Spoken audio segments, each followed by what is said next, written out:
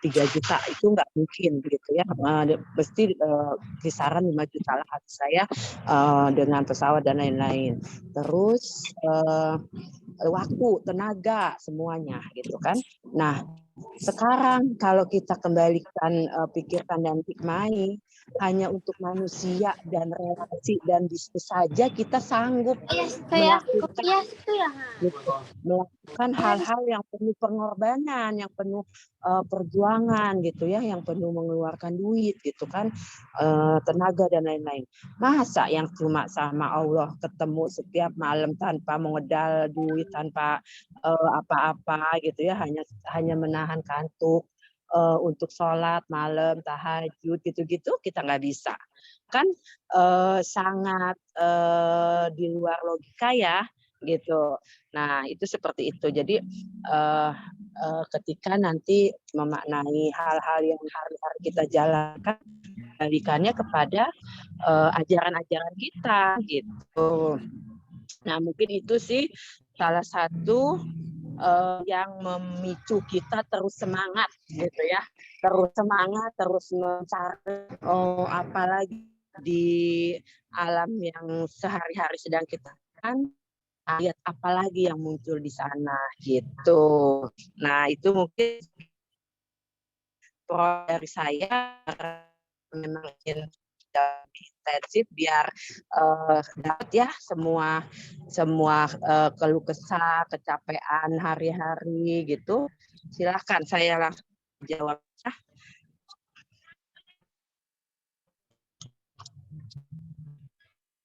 Baik, Ya, ini Bu. langsung ini ya, barangkali Bapak dan Ibu sekalian mau langsung juga sharing ya. Jadi ini bisa dua arah supaya lebih menarik ya, interaktif gitu.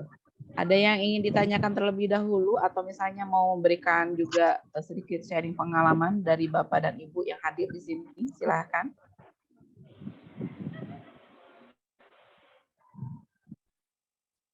Ya, tadi poin pentingnya adalah untuk memulai menjadi seorang pengusaha hebat itu pasti diawali dari niat yang lurus gitu ya. Dan kita sebagai seorang muslimah meyakini bahwa niat adalah sesuatu yang paling fundamental yang perlu kita kuatkan gitu ya. Tadi Bu Umu sudah menyampaikan bahwa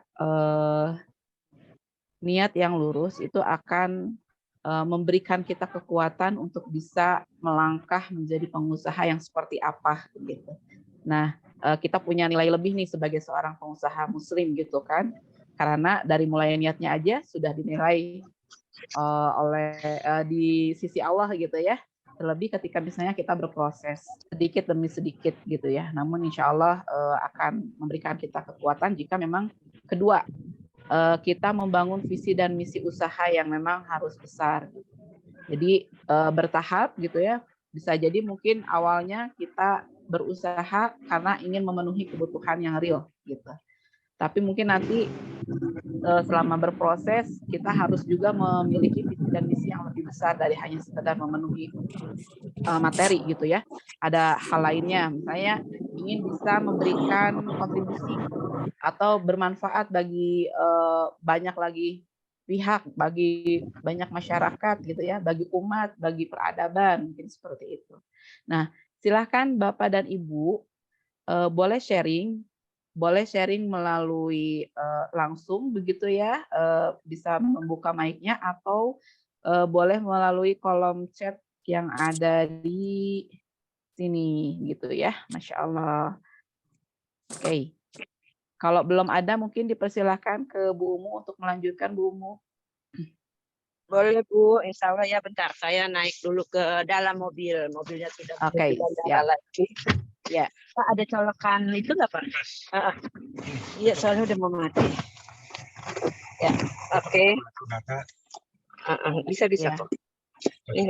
Masya Ya. Allah. Oke, Bu boleh. Yang tadi Bu, yang oh iya ya. Muat. Bentar Bu. Siap, Bu. Oh iya. Ya, Masya Allah. Kita sambil mendoakan Bu Umu ya, semoga lancar dalam perjalanannya, diberikan kemudahan apapun yang memang diperlukan gitu untuk bisa. Oke, sudah Bu, sudah Baik, lumayan lah baik, setengah siap. jam. Setengah jam ke Alhamdulillah. depan agak santai di dalam mobil. Nah, sekarang mungkin saya beralih kepada sebagai seorang perempuannya ya, perempuannya bagaimana bisa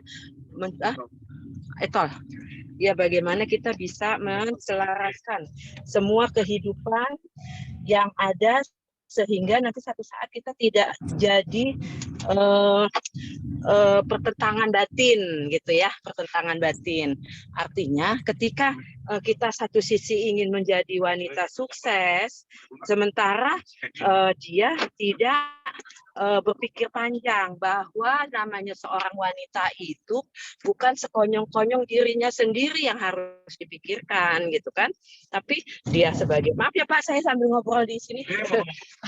Nah itu saya jadi dia sebagai seorang wanita ya kan, terus dia sebagai seorang istri, dia sebagai seorang anak. Nah itu sebenarnya yang harus dipikirkan terus, dan kelebihan manusia terhadap makhluk lainnya itu hanya di pikiran. Jadi ketika kita tidak sanggup memikirkan sesuatu yang di depan kita seperti apa yang akan kita alami, nantinya kita akan kebentur-bentur terus, dan kita kaget ketika oh ternyata saya salah jalan ya gitu. Ya seperti orang buta lah ya, buta yang ketabrak-tabrak terus, tapi dia nggak nyadar-nyadar gitu gimana caranya supaya tidak ketabrak lagi gitu kan.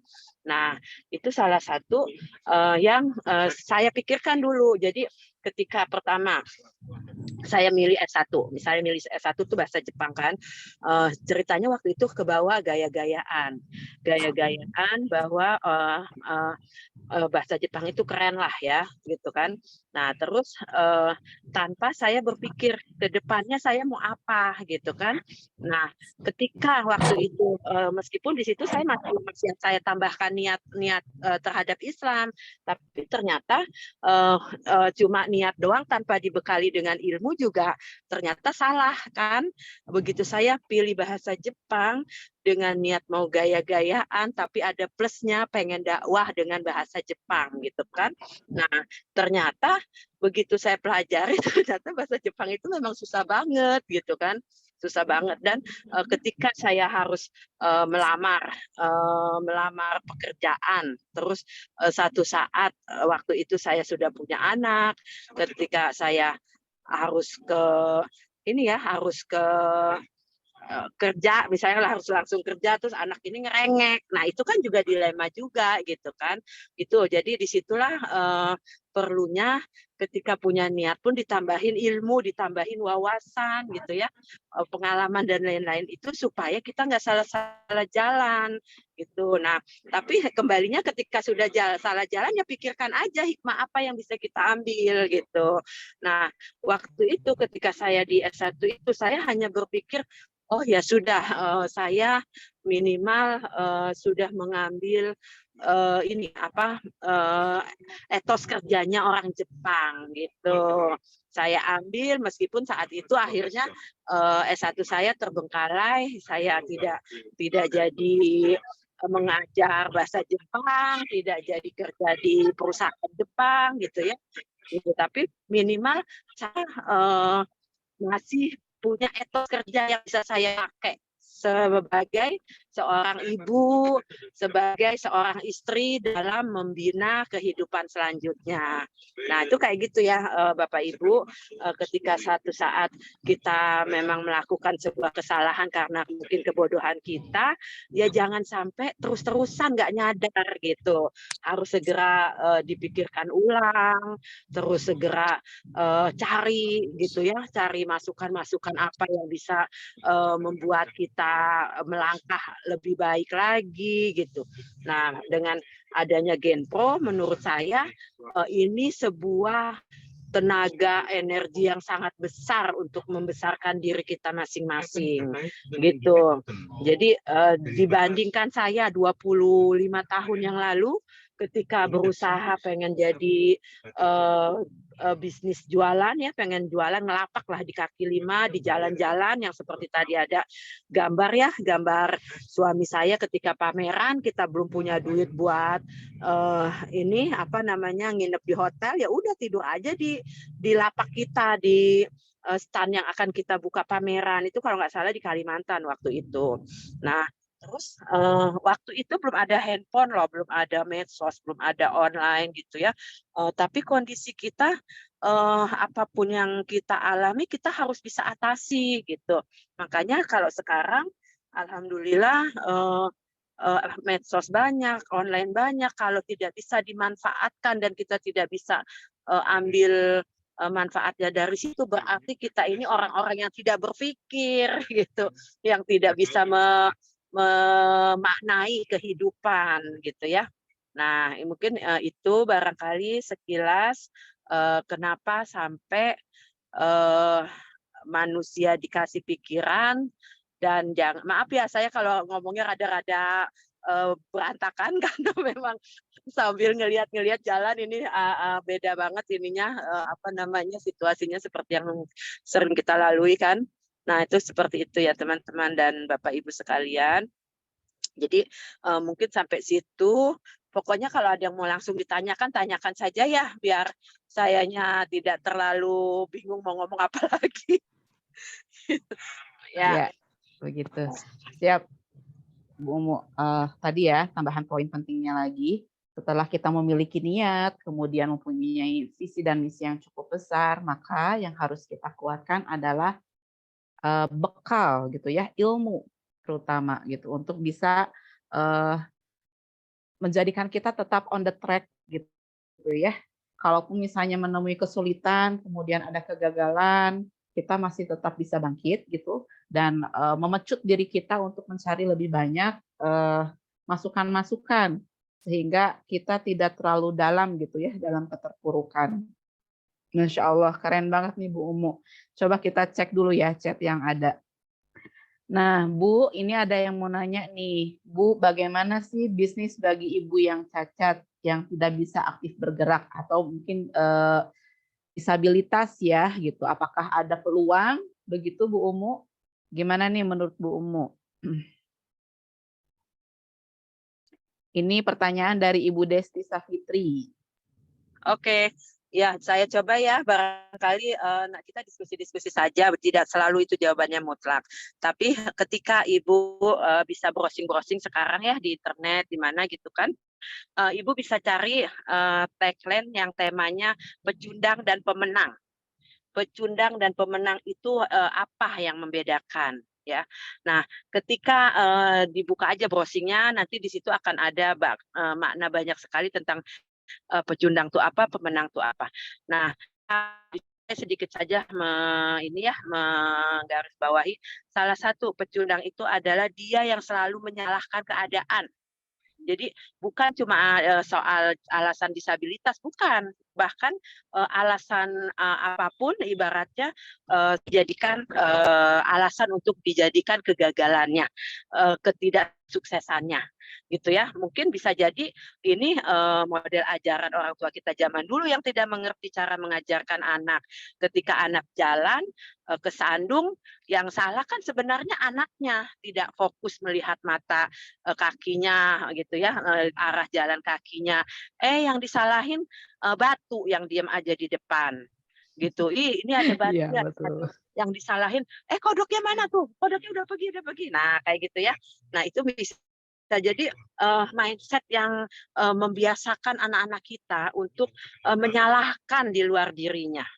Apa aja, jadi saya tidak khusus dengan disabilitasnya, tapi lebih kepada keseluruhan pun bisa dijadikan alasan untuk ketidaksuksesan, gitu. Betul. Nah, jadi nanti mulai dari webinar ini, Ibu bisa lihat, karena Ibu udah tahu ilmunya, bedanya pecundang dengan pemenang itu adalah ketika pencundang kayak tadi menyatakan seluruh kesalahan itu di luar dirinya. Tapi kalau pemenang itu dia balikin ke dirinya lagi. Oh, berarti saya kurang ini. Oh, berarti saya kurang semangat. Oh, berarti saya kurang bangunnya lebih pagi. Oh, berarti saya kurang belajarnya lebih banyak gitu. Jadi itu yang membedakan dan nanti setelah itu ibu pasti akan melihat ketika kita udah tahu ilmu itu, udah tahu perbedaan pecundang dan pemenang, setiap kita melihat oh, ada orang lawan kita bicara itu kita bisa melihat, oh iya benar ya emang ada manusia itu bisa tidak mungkin di tengah-tengah. Jadi dia akan punya pilihan dia sebagai pemenang atau dia sebagai pecundang. Karena yang namanya pilihan itu contoh kembali lagi ke ajaran kita Islam, surga dan neraka itu tidak ada yang di tengah-tengah, kita pilih dari sekarang. Ketika kita memilih surga, konsekuensinya apa? Dari sekarang sudah kita pilih, kita punya larangan, tidak berjudi, kita punya larangan, macam-macam kan, gitu. Nah, itu yang kita pilih Betul. ketika kita memilih, surga. Tapi ketika kita pilihannya adalah neraka, ya udah, dia dengan santainya dia melakukan hal-hal yang, dia tidak ketahui bahwa itu menjerumuskannya ke neraka. Dan tidak ada yang di tengah-tengah gitu, seenaknya aja masa iya dia milih surga, tapinya, semua, perbuatan yang menurut dia enak di dunia, dia kerjain, tanpa paham bahwa itu adalah, larangan, kan gitu. Nah makanya Eee, itu diwaspadai. Ketika kita sudah paham, konsep pecundang dan pemenang tadi, sisi di mana kita berdiri gitu.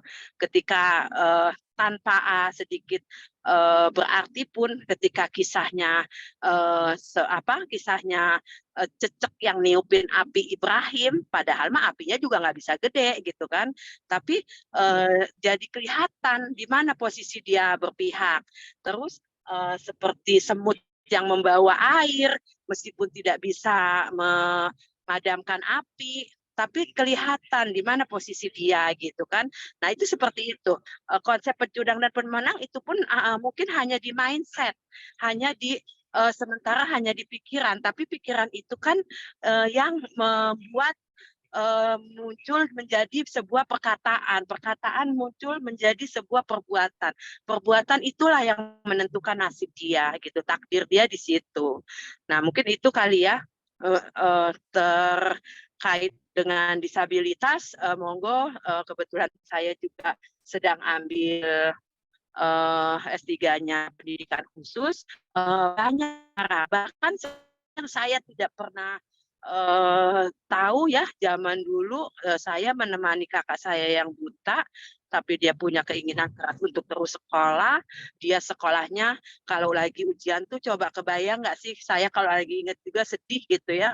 Tapi itulah takdir zaman dulu dia hidup, 40, 30 tahun yang lalu, ketika dia ingin ujian karena saking kepengennya, ujian, ikut lulus, dia itu duduknya di tengah lapangan, lapangan sekolah, di bawah terik matahari sendirian dia nulis, mengerjakan soal.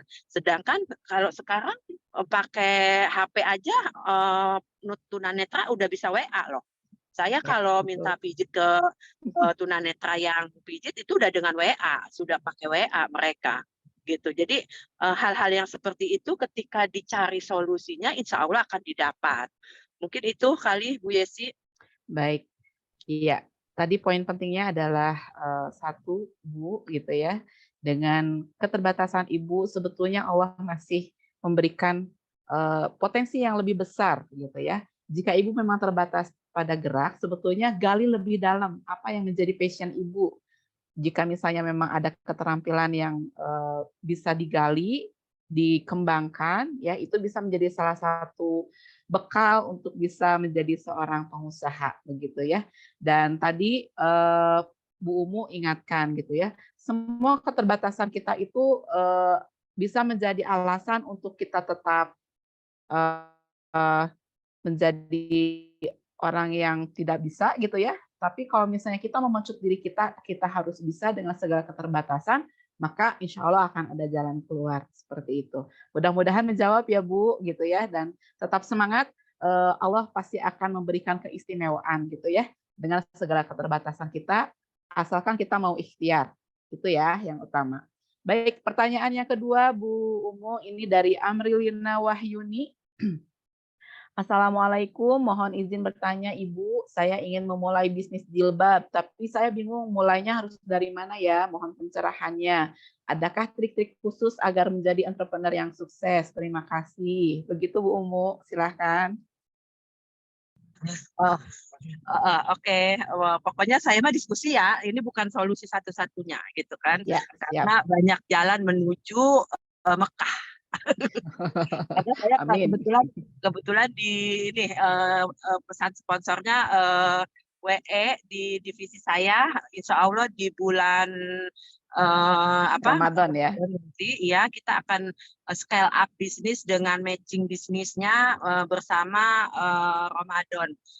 Full Ramadan di Mekah selama 27 hari kita akan membahas, agenda kehidupan gitu ya, agenda kehidupan setelah pulangnya seperti apa, gitu. Jadi insya Allah kita akan sharing-sharing selama acara di sana, insya Allah, di sana biasanya banyak pakar-pakar yang juga ikut, yang bisa saling sharing-sharing kehidupan dan insya Allah yang kemarin sudah ada hasilnya, kita jalan ke Turki, sepulangnya di antara kami semua matching bisnis dan, bismillah semakin membuat scale up bisnisnya, gitu ya.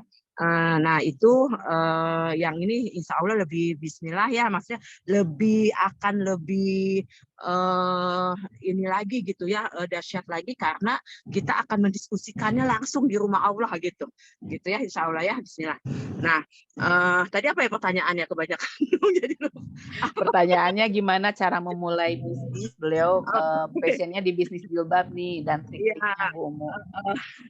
Jadi gini ya Bu, kebetulan ini kisah saja saya sebelum, ngambil bisnis mainan karena saya sudah punya anak kan, sebelumnya saya kan sebagai seorang gadis, sebagai, seorang apa ya, waktu itu saya di kampus memang rada-rada sedikit radikalnya, saya kuliah bahasa Jepang tapi niat saya mah, mengenalkan Islam ya, bukan bukan sekedar, belajar bahasa Jepang ya, tapi bagaimana saya mengenalkan Islam di, area, jurusan bahasa Jepang yang terkenal hedon dan lain-lain. Nah, waktu itu, saya jualannya jilbab gitu, makanya kalau sekarang, sudah sangat banyak orang yang jualan jilbab sampai tidak berhasil, kebangetan kalau menurut saya gitu. Karena waktu itu, saya di kampus, di kelas itu yang pakai jilbab hanya saya berdua dengan, teman dari Jakarta, kan saya kuliahnya di UPI ya, di Bandung. Begitu, sampai lulus yang tidak pakai jilbab juga tinggal 2 karena, non muslim gitu. Nah, itu kita bisa punya cara kalau waktu itu mereka tidak berjilbab bagaimana saya caranya menjilbabin gitu kan. Kalau sekarang ya lebih lebih hebat lagi harusnya karena semua orang udah pada pakai jilbab, tinggal kita memikirkan aja kira-kira, yang membuat mereka melirik ke kita apa gitu kan dan insya Allah di Genpoma sudah menurut saya sudah sangat banyak ya, materi-materi tentang, eee marketing, tentang digital marketing kah, tentang, apalah gitu ya, itu menurut saya udah sangat banyak. Jadi kalau dulu saya teknisnya, karena mereka belum pada mengenal jilbab, ya saya kenalkan dulu Islam. Saya ajarkan dulu Islamnya sampai mereka mengerti bagaimana seorang muslimah itu berjilbab gitu kan. Sampai akhirnya saya terkenal di saat itu pokoknya kalau mau beli jilbab di UPI, di kampus IKIP ya, dulu zamannya bukan UPI, IKIP, IKIP Bandung itu cari di jurusan bahasa Jepang. Itu saking saya terkenalnya, jualan jilbab, tukang jual jilbab gitu ya. Kalau saya waktu itu langkahnya saya tentang Islam, gitu ya, bahkan, saya jadi punya ini, prinsipnya ketika ada teman datang, kebetulan, butuh apa, uang jajan belum dikir tuh, udah, tempat saya mulai tuh, mulai pendekatan, mulai memasukkan ajaran yang akhirnya mereka pada berjilbab gitu ya. Itu mungkin seperti itu Bu Yesi, pengalaman saya ya. Zaman dulu itu Masya Allah. sebulan aja minimal 300 pieces saya Masya menjual Allah. jilbab ke kampus yang sebagiannya hanya 20% saja waktu itu yang berjilbab. Kalau Wow. sekarang semua kampus hampir semuanya berjilbab. Mungkin itu ya.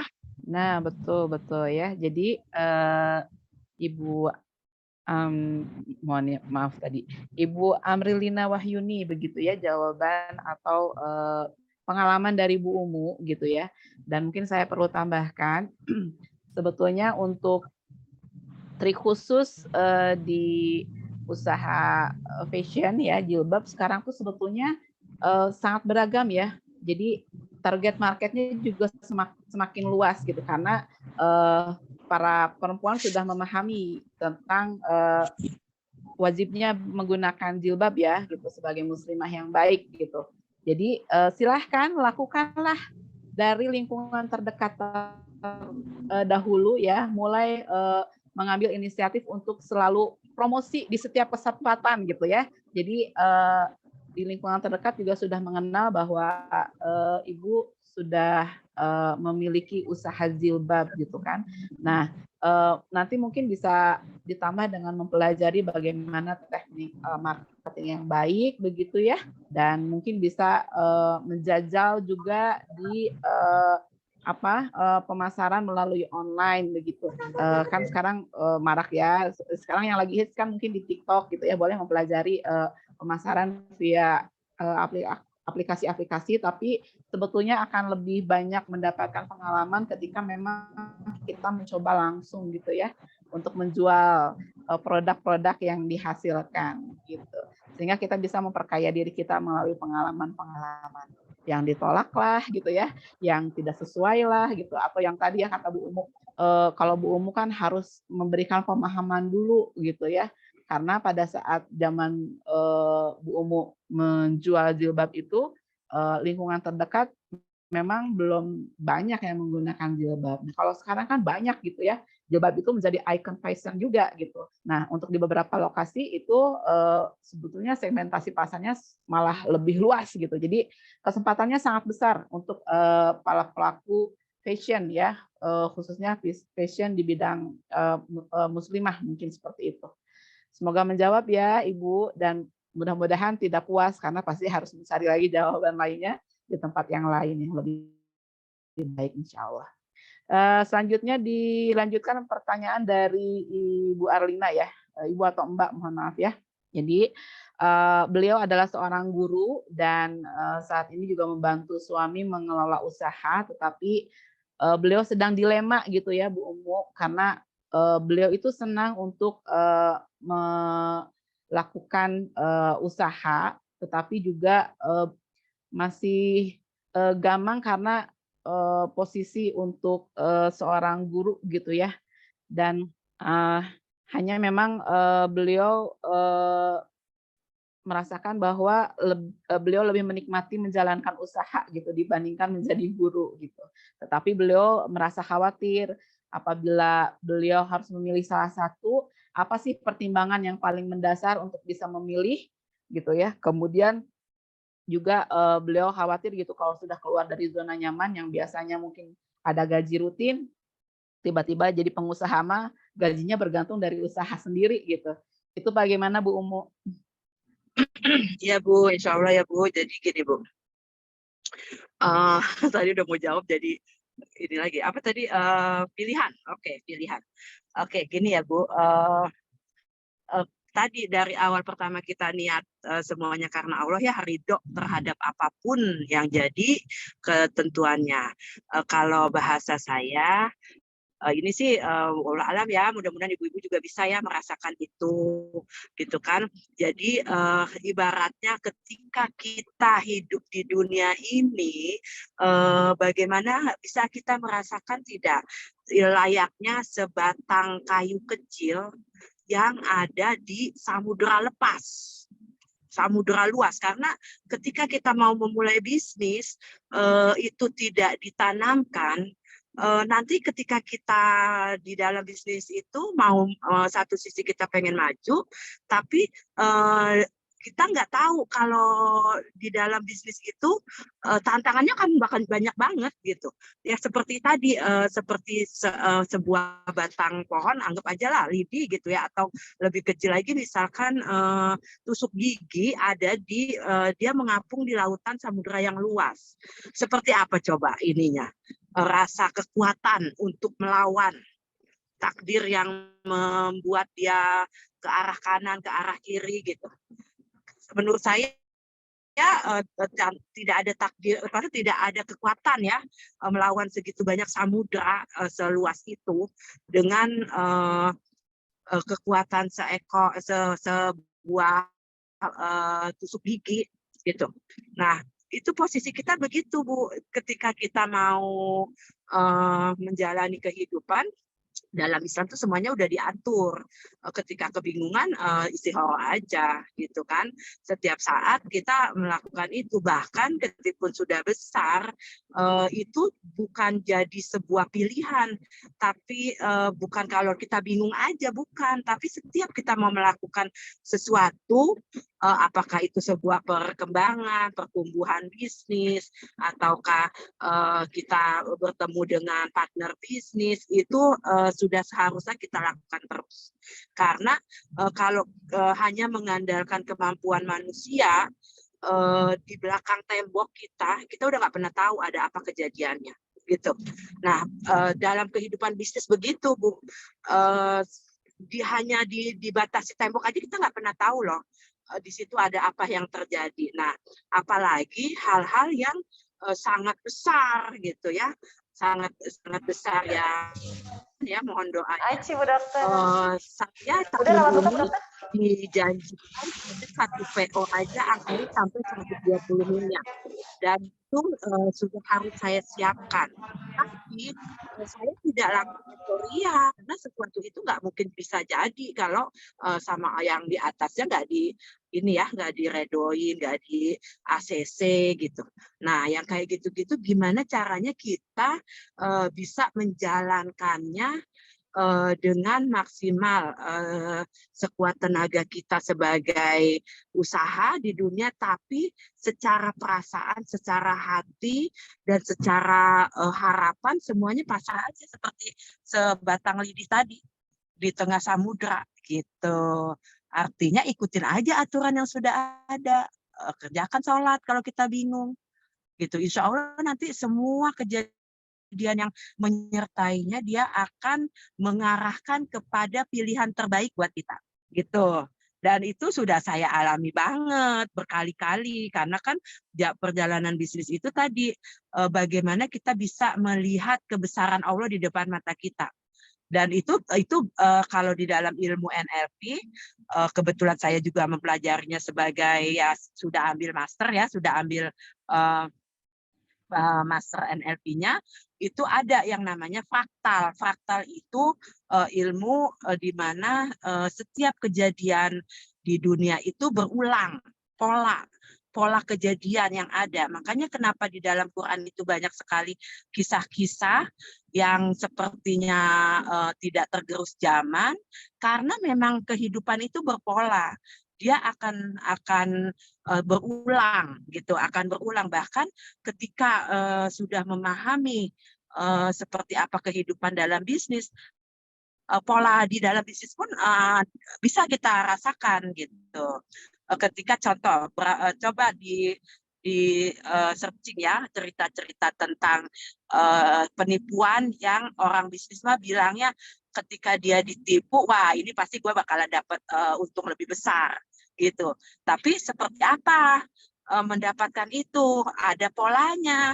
Ketika kita ketipu tanpa dengan kesengajaan, kita udah maksimal, tapi ternyata takdir yang kita ketipu, setelah itu kita ikhlas, pasrahkan, dia akan polanya, kita akan mendapatkan harta yang lebih banyak lagi gitu. Dan itu sudah saya alami semua. Misalkan contoh, saya pernah kalau nggak salah kehilangan mobil satu gitu ya, hilang mobil satu, mobil kenangan lah intinya.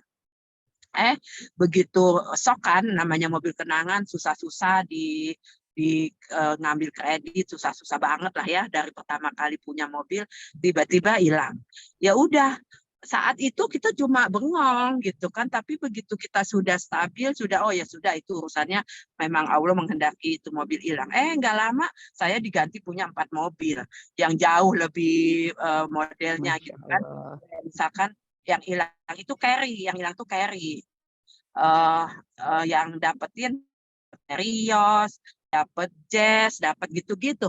Nah, jadi kesimpulannya ketika pola itu kita rasakan dan banyak dia dari mulutnya pengusaha yang udah nggak bisa merasakan itu bertahun-tahun, dia seneng. Kalau ditipu dia seneng, kalau merasa tiba-tiba dicuri ya dia seneng gitu, karena dia akan mendapatkan berkali lipat asal gitu kan, asalnya itu ikhlas, asalnya itu ya udah semuanya kembali ke Allah, dia usaha lagi maksimal lagi gitu. Nah itu seperti itu ya. Ya. Itu Bu Yesi mudah-mudahan menjawab. Iya, Masya Allah. Ya, begitu ya, Bu Arlina, begitu ya. Karena memang tidak ada kekuatan yang besar yang menentukan kita akan berjalan kemana kecuali Allah gitu ya. Jadi tadi Bu Umu ingin supaya kita lebih merefleksikan diri kita juga gitu sebagai seorang hamba begitu ya. Jadi takdir Allah apapun yang terjadi pada kita itu pasti yang terbaik gitu. Sehingga kalaupun misalnya kita sedang berada dalam persimpangan, maka kembalikan lagi kepada Allah gitu ya. Gitu. Tapi mungkin saya izin menambahkan Bu Umu gitu ya, karena memang tidak mudah juga ya ketika harus memilih itu. Kalau di sini mungkin posisinya karena Bu Arlina sebagai seorang guru, tapi juga membantu suaminya yang memiliki usaha gitu. Nah, setelah mungkin membantu suami ada perasaan yang menyenangkan, membahagiakan, dan dirasakan ini kayaknya sangat baik gitu ya untuk dijalankan dibandingkan dengan menjadi guru gitu ya. Karena itu kan dua profesi yang berbeda gitu. Tetapi ya kembali lagi bahwa kalau tadi Bu Umu sampaikan luruskannya di breakdown Bu gitu ya.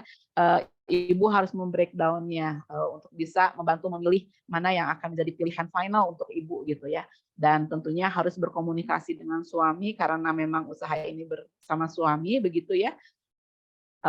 Visi dan misi yang besarnya itu berarti tidak sendiri kan Bu Arlina, berarti harus bersama dengan suami dan visi misinya juga ini untuk menjadi sebuah visi misi bersama, bahkan juga untuk kepentingan keluarga gitu ya.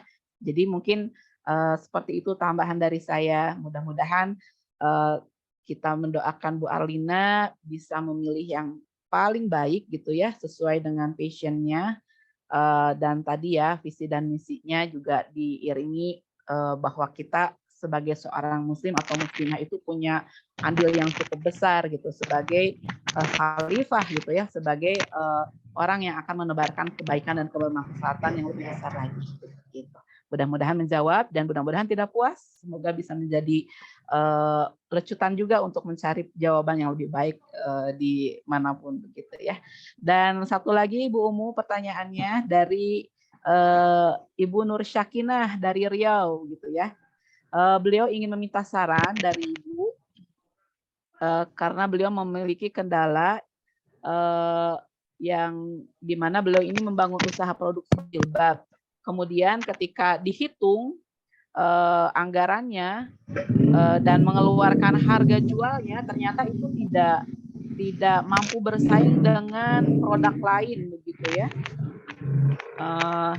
Tidak mampu bersaing karena harganya lebih tinggi dibandingkan harga produk sejenis yang mungkin juga ada di sekitar Bu Nur Syakinah gitu. Bagaimana menurut Ibu solusinya untuk hal tersebut begitu ya, dan bagaimana manajemen keuangan untuk bisnis yang baik gitu. Mangga Bu Umu. Oke Bu, coba ya. Jadi kondisi menambah value value edit dari sebuah barang. Mungkin itu materinya itu dan sepertinya banyak lah ya ya pokoknya ilmu mah sekarang banyak aja bertebaran. Tinggal kita mau sekuat apa memikirkan dan mendapatkan solusi dan menjalankan. Jadi yang namanya value edit dari sebuah barang itu Bu, contoh mainan ya Bu ya, mainan saya ketika hanya dikerjakan oleh tukang kayu, dia hanya keping-keping kayu kecil gitu ya, bekas-bekasan kayu juga bisa kok dipakai, dicat gitu kan. Nah, itu dijual sepertinya dijual 20.000, 30.000 juga nggak laku Bu, gitu. Nggak laku itu gitu. Nah, tapi begitu kita nilainya dengan mengedukasi, kenapa sih saya membuat mainan ada buletnya, ada segitiganya gitu kan, ada kotaknya gitu, yang bentuknya puzzle-puzzle gitu kan, itu ditambahin nilai edukasi. Itu insya Allah harga mainan saya paling murah tuh mungkin antara 50.000 ke atas ya, gitu. Apalagi ketika disampaikannya kepada kolam yang tepat, gitu. Maksudnya kolam yang tepat ya kita mencari di mana itu titik kolam yang tepat untuk mendapatkan produk yang kita jual, gitu kan. Contoh kayak saya langsung ke contoh saya. Zaman waktu 97 itu berarti berapa puluh tahun yang lalu, saya tinggalnya di ujung Jakarta, Bu, namanya daerah Warakas. Warakas itu kalau sesama kecamatan Warakas itu kelurahan ya, kecamatannya Tanjung Priuk. Sesama orang Tanjung Priuk di zaman itu aja nggak ada yang berani ke daerah Warakas. Apalagi orang yang dari luar-luar DKI, apalagi dari yang Jakarta ujung gitu ya, Jakarta Selatan, Depok tuh gak akan berani dia masuk ke daerah Warakas tempat saya tinggal gitu karena di sana yang namanya narkoba tempatnya, yang namanya pembantaian, bunuh-bunuhan itu hampir setiap hari bisa saya lihat waktu zaman itu ya. Nah, jangankan berpikir untuk berjualan mainan edukasi gitu loh. Orang untuk mendengar kata Warakas saja pada takut gitu ya. Nah, ketika saat itu saya sudah mulai berdagang dan ada yang namanya online segala macam itu nggak ada gitu kan. Akhirnya saya bangun jam 2 pagi setiap Sabtu Minggu, jalan saya berangkat. Waktu itu saya ingat belum ada mobil ya. Waktu itu kalau nggak salah saya naik motor lah, diantar sama suami. Jam 2 malam saya ngambil lapak di daerah Senayan. Gitu. Jadi saya menggelar dagangan saya tuh di lapak situ di Senayan. Kolamnya adalah kolam-kolam orang yang menengah ke atas, yang kasih mainan, yang memang paham penting gitu kan buat anak-anak usianya gitu. Nah, itu saya samperin, saya datengin dengan pengorbanan loh, bukan dengan sekonyong-konyong ya. Saya bisa datang ke situ gitu kan. Semua serba keterbatasan waktu itu. Nah, disitulah saya ketemu para dia lagi olahraga gitu kan. Nah, itu seperti itu. Jadi tidak ada satu kendala pun ketika kita memikirkan dengan otak kita yang maha dahsyat ini, insya Allah Allah akan kasih jawaban-jawaban itu gitu. Makanya perlunya kita terus memikirkan solusi apa yang bisa kita lakukan dan diingat hadis atau Quran ya, mohon maaf karena saya juga ilmunya, itu Allah meninggikan loh orang-orang yang punya pikiran yang lebih tinggi dibanding yang tidak mau berpikir, yang tidak mau dipakai pikirannya, tidak mau dicari solusinya. Allah itu meninggikan dengan cara memberikan solusi gitu. Nah, itu seperti itu dan ada lagi ilmunya yang mungkin Bapak atau Ibu di sini kalau emang punya paham channel yang paling banyak tentang membahas channel otak itu channelnya Aisyah Dahlan. Saya selalu membawa itu karena di situ banyak tentang bahasan-bahasan otak. Sebenarnya otak manusia itu hanya 20% yang kita manfaatkan dengan menggunakan panca indera kita. Kita melihat, kita mikir, kita mendengar, kita mikir, itu hanya 20%. 80%-nya belum kita pakai. Belum kita pakai karena dia ada di bawah sadar, di bawah otak sadar kita, di bawah yang tanpa pengaruh apa mata, telinga, itu tanpa pengaruh panca indera, itu ada otak kita yang enggak kita pakai, alam bawah sadar kita, otak bawah sadar kita. Dan itulah di situ yang bisa jadi ketika kita kekuatannya dan keyakinannya sangat besar terhadap Tuhannya gitu ya, kita sebagai hamba dan Allah sebagai Tuhan kita, Allah akan membantu lewat itu. Gitu ya. Jadi insya Allah kalau dalam Quran mungkin banyak di sini para penghafal Quran ya, ada yang istilahnya di dalam Quran itu ada tentang ilham. Banyak yang kita tidak pernah tahu kapan Allah memberikan ilham itu kepada kita gitu. Dan sebagai seorang pebisnis yang udah puluhan tahun, saya sering banget ngerasain begitu. Pokoknya udah pasrahin, kita berdoa, kita minta pertolongan, kita mikirnya sampai maksimal gitu ya, enggak pernah berhenti kita mikirin solusi. Insya Allah ada, Allah kasih pasti itu jawabannya. Gitu. Bahkan yang di luar logika kita. Ketika kita udah terlalu heboh dengan urusan kita, ternyata ada yang keselip sama mata kita, ternyata Allah menunjukkan lewat pikiran bawah sadar kita kah, lewat alam bawah sadar kita kah, lewat mimpi kah, dan gitu-gitu tuh itu biasa. Terserah Allah mau bagaimana caranya. Gitu ya. Insya Allah seperti itu, mudah-mudahan bisa menguatkan para pebisnis yang sudah mulai tumbuh juga, karena dalam kehidupan bisnis itu tidak mudah. Bahkan saya bilang benar-benar kayak hutan belantara, gelap kadang. Kadang ketemu harimau juga kita tiba-tiba kaget ada auman harimau gitu ya. Itu bisa begitu dalam bisnis tuh kalau kita mau terus melangkah menjadi besar gitu ya. Nah, itu nggak mungkin kita sendirian lah dengan kekuatan kita semata sebagai manusia itu nggak mungkin. Tapi bagaimana bisa menghadirkan tangan kita adalah bantuan Allah, mata kita adalah bantuan Allah gitu kan, kaki kita adalah bantuan Allah gitu.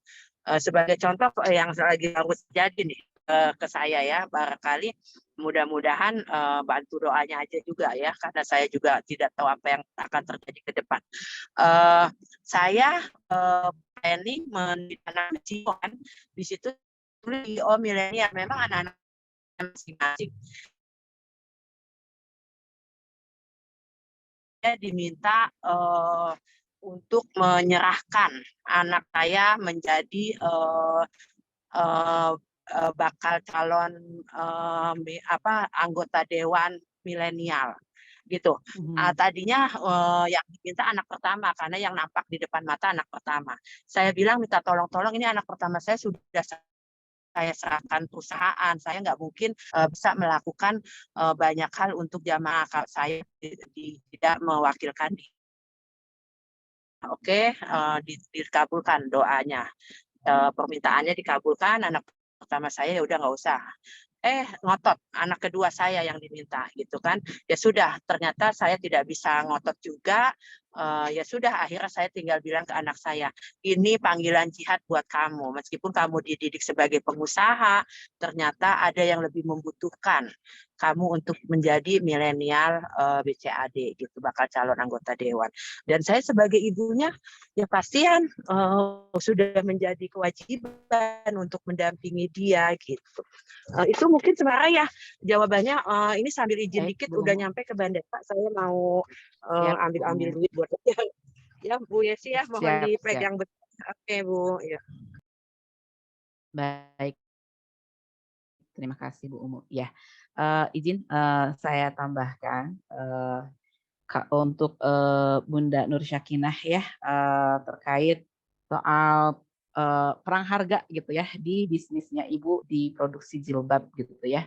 Nah, Ibu sebetulnya mungkin beberapa solusi bisa diambil. Yang pertama adalah tadi Bu Umu menyampaikan apa nilai tambah produksi jilbab Ibu yang tidak ada pada produk-produk yang sejenis gitu ya.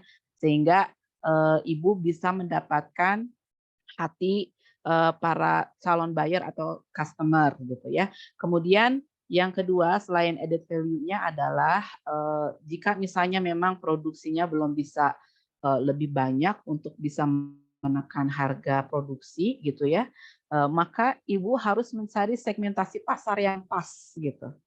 Jadi jangan berkutat hanya di satu area pasar, tapi mencari segmentasi pasar yang pas sesuai dengan harga dan kualitas produksi jilbab ibu gitu.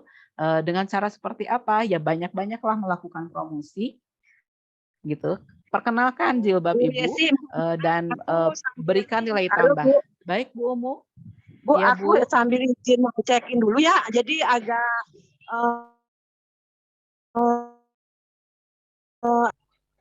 Boleh, boleh Bu Umu. Fi amanillah, takutnya silahkan. udah. Sahalallah. Terima kasih Bu.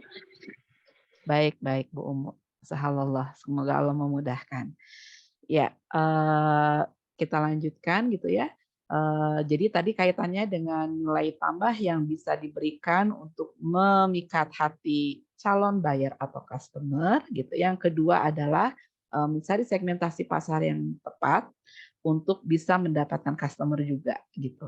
Sehingga memang ini butuh perjuangan atau effort yang luar biasa, maka kembalilah promosi menjadi hal yang bisa kita lakukan selaku pengusaha gitu ya, untuk bisa mengenalkan produk kita kepada masyarakat luas. Dan insya Allah mudah-mudahan bisa menemukan customer atau segmentasi pasar yang pas sesuai dengan produk jilbab yang ibu buat ya, gitu ya. Kemudian untuk ibu yang ingin mengetahui bagaimana manajemen keuangan untuk bisnis, ibu tetap stay tune di Genpro gitu ya, karena ada beberapa kelas khusus terkait bagaimana kita bisa mengupgrade tentang pemahaman kita dari sisi manajemen keuangan. Kalau tidak salah mungkin nanti Pak Sri atau teman-teman dari Korsek Genpro Pusat bisa memberikan info ya terkait kelas khusus yang dibuka untuk mempelajari manajemen keuangan untuk bisnis dengan coach yang sudah luar biasa, yaitu ada Bang Gozali ya, Ahmad Gozali, yang nanti tentu beliau adalah seorang coach yang akan membimbing kita untuk bisa memperhitungkan dan mengelola keuangan perusahaan atau usaha kita bisa menjadi lebih baik begitu ya. Jadi kalau misalnya saat ini harus dijawab, itu butuh waktu khusus gitu ya, dan perlu orang yang lebih khusus juga yang bisa menjawab pertanyaan Ibu, begitu. Ya, terima kasih. Baik, Bapak, Ibu, dan teman-teman sekalian, tidak terasa ya, 6 menit lagi kita akan mengakhiri webinar sore ini, dan kebetulan juga Bu Umu akan melakukan perjalanan pulang ke Depok gitu ya. Dan tentunya mudah-mudahan pertanyaan-pertanyaan tadi hasil diskusi kita ini bisa menambah semangat kita dan mudah-mudahan juga bagi yang bertanya bisa memberikan insight ataupun jawaban yang setidaknya saat ini bisa kami berikan. Kalaupun masih belum puas, maka ikuti terus webinar yang diselenggarakan oleh Genpro gitu ya, dengan berbagai tema yang insya Allah akan memperkaya wawasan kita. Dan saya pribadi mengucapkan rasa terima kasih yang sangat besar kepada teman-teman semua yang sudah hadir di sini. Dan tentunya materi yang tadi disampaikan oleh Bu Umu insya Allah akan di-share di grup gitu ya. Nanti akan dibantu oleh teman-teman dari Korsek untuk men-share, dan juga video atau rekaman dari kegiatan webinar kali ini juga akan bisa diputar ulang gitu ya, dan akan ditempatkan di YouTube Genpro ID gitu ya. Nah, baik, karena waktu jualah yang membatasi kita untuk bisa terus bersua kali ini, saya ingin mengakhiri dengan closing statement bahwa dan muslimah itu memiliki andil yang cukup besar dalam menguatkan ekonomi gitu ya. Apapun usaha yang kita jalani saat ini, ikhtiarkan dengan sebaik-baiknya sesuai dengan kapasitas kita, Bahkan sebetulnya kita bisa lebih meningkatkan kapasitas kita dengan menambah ilmu dan keterampilan yang bisa mendukung keberhasilan dan kesuksesan usaha yang kita jalani saat ini. Yang kedua adalah kita mempunyai nilai lebih di mana kita sebagai khalifah gitu ya, sebagai pemimpin, sehingga para pebisnis, terutama pebisnis muslim dan muslimah itu mempunyai peran yang sangat vital untuk merubah peradaban gitu ya. Kita akan melihat diri kita sendiri, keluarga terdekat kita, lingkungan kita, bahkan dunia gitu ke arah yang lebih baik. Sehingga pastikan bahwa kita adalah personil atau para pebisnis yang memang pantas gitu ya untuk menjadi seorang khalifah yang akan membawa perubahan dan kebaikan yang lebih besar. Oleh karenanya, perkaya diri kita dengan ilmu, jadikan diri kita sebagai seorang hamba yang taat dan patuh kepada Allah dengan sepenuhnya, ikuti sunnah Rasulullah gitu ya. Bahkan tadi ya, ketika Bu Umu menyampaikan apa yang mendasari beliau ingin menjadi pengusaha, ternyata adalah karena beliau menginginkan untuk merasakan bagaimana kehidupan Rasulullah menjadi seorang pengusaha. Semoga itu bisa menginspirasi kita semua, bisa memberikan motivasi yang kuat dan menjadikan kita semangat untuk terus berkarya dalam setiap usaha yang kita jalankan. Dan semoga Allah meridhai kita dan menjadikan usaha-usaha kita, bisnis-bisnis kita, ikhtiar yang kita lakukan dengan segala kesulitan dan kepayahan yang kita hadapi ini menjadi amal solih di hadapan Allah. Dan semoga rahmat Allah akan curah limpah kepada kita dan kita akan berkumpul kembali di jannahnya sambil saling memanggil gitu ya, bahwa inilah para pengusaha muslim-muslimah yang telah berhimpun dalam gerakan kuat yang besar di Genpro ini, yang sama-sama berikrar dan berharap bahwa menjadi bagian perubahan dan menjadi agenda dakwah ekonomi di Indonesia, sehingga kita menjadi bagian dari rahmatan lil alamin. Demikian yang bisa saya sampaikan sekaligus menutup webinar hari ini. Mudah-mudahan semua bisa mendapatkan manfaatnya. Mohon maaf atas segala kekurangan. Mari kita tutup dengan membaca hamdalah, alhamdulillahirrahmanirrahim. Dan kita beristighfar kepada Allah. Astagfirullahaladzim, astagfirullahaladzim, astagfirullahaladzim. Semoga Allah mengampuni segala kesalahan dan kekurangan kita. Amin. Dan kita tutup dengan doa akhir majelis. Subhanakallahumma wa bihamdika. Subhanakallah wa bihamdika. Asyhadu an la ilaha illa anta. Astaghfiruka. Jazakumullah khairan katsiran atas kehadirannya. Sampai bertemu kembali di webinar selanjutnya. Assalamualaikum warahmatullahi wabarakatuh. Waalaikumsalam warahmatullahi wabarakatuh.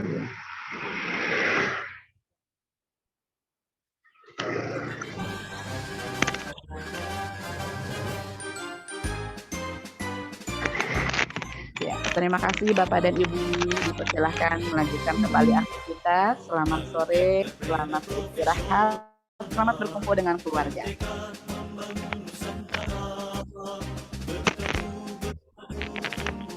Assalamualaikum, keluar. Silakan Pak. Terima kasih. Sambil jalan nih Afan ya. Ya, fi amanillah Pak. Silakan. Assalamualaikum. Waalaikumsalam warahmatullahi wabarakatuh. Terima kasih semuanya Ibu dan Bapak. Berjiwa tangguh bersungguh-sungguh berbagi rasa